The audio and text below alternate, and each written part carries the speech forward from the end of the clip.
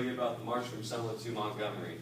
Just some quick background information from the experience of Sister Madeline Dorsey. She's a nun who worked at a nearby thing. She was going to participate in the march. She was a white nun. She went up there. As she went up there, she goes up. She's in a vast grassy space, and then a Jewish guy comes over and tells her to get in the front.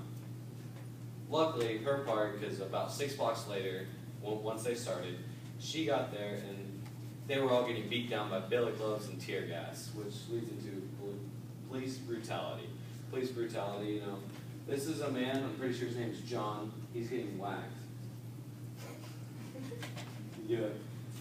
Goes up there. That's the first group who was coming in from behind. Her group luckily got notified of this situation before they got there. And this was the first march. It ended up six blocks away on Edmund Pettus Bridge. Now there came 2 marches after. First, Martin Luther King came with a ceremonial march back to the Pettus Bridge on March 9th, 1965. And he was going to go farther than that, but as he got past the bridge, he saw a line of policemen just standing there. They were waiting for a confrontation to where they could call it a riot so they could shut it down and the march couldn't happen. So Martin Luther King, he made them all just turn around and go back to where they started so it wouldn't happen. Most people thought Martin Luther King was a coward because of this.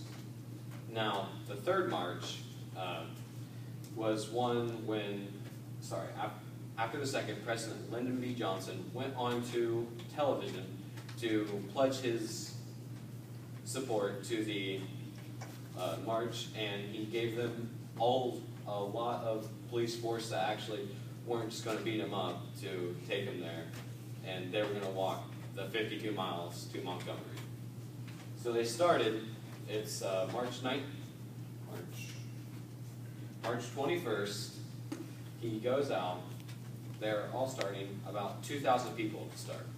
They all go, they start walking. By the time they get to Montgomery, 5 days later, there had been a total of around 50,000 people participating in the march. And of course, yeah, that's a lot of people. They're just going out there, and because of this, the impact of it, this is a picture of one of the signs along the route of from Selma to Montgomery.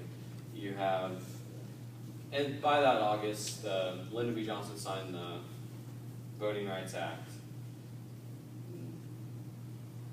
Did the march from Selma to Montgomery hinder or help the civil rights movement? Well, I believe it helped because it gave the African Americans a right to vote.